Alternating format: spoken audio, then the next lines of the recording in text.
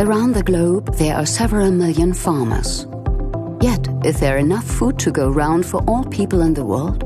The world's population is growing, but today at a global level, agriculture is currently producing 1/3 more calories than necessary to feed all the people in the world. That means, in principle, there is enough food for everybody. Nevertheless, 1 person in 9 goes to bed hungry. Worldwide, there are still 800 million people going hungry. But why are so many people going hungry?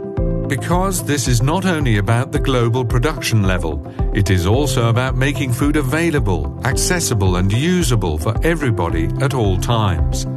If you do not have access to land or enough water, you cannot feed yourself and your family. If you don't have enough money, you cannot buy sufficient food. If due to bad sanitation you fall sick with diarrhea, you can eat as much as you like. The food never reaches your body. Those are just some of the factors which have an impact on whether the foods produced end up on the table and can be absorbed by the body. And this is about more than just chronic hunger. But why is a filled stomach not enough? How much food a person has at their disposal is not the only thing that matters. What's relevant is what he or she eats. More than 2 billion people worldwide suffer from vitamin and mineral deficiencies. Their nutrition is too imbalanced and therefore does not contain all important nutrients. This quickly turns into a vicious circle. Mothers with poor nutrition give birth to weak babies who are more susceptible to diseases. The result? In school, they find it hard to concentrate. They also have fewer opportunities on the job market and earn less money. If this is a mass phenomenon, the impact is felt in the entire national economy. And malnutrition is further increasing. Is there any way out of this vicious circle? Yes, it is important to promote local agriculture. Farmers, and in particular women, need, for instance, access to fertile land, water and seeds, to markets, to education and loans.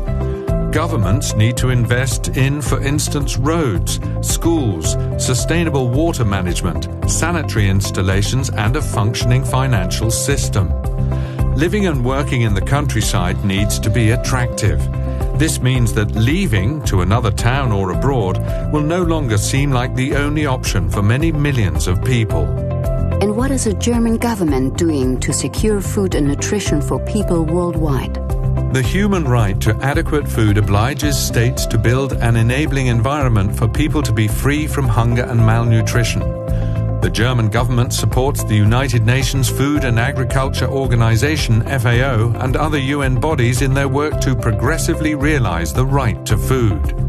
The FAO draws up internationally accepted frameworks and standards for food security and nutrition and provides policy advice to governments, for instance, on legal safeguards for access to land, on strengthening responsible investments, on empowering women, and on improving market access. All around the world, Germany promotes FAO pilot projects, school gardens in Afghanistan, nutrition education and soil-preserving cultivation methods in Africa, and adult vocational training for farmers on business management issues. And what can I do as an individual? So many questions remain. What action is taken against land grabbing? Why are cereals traded on the stock market?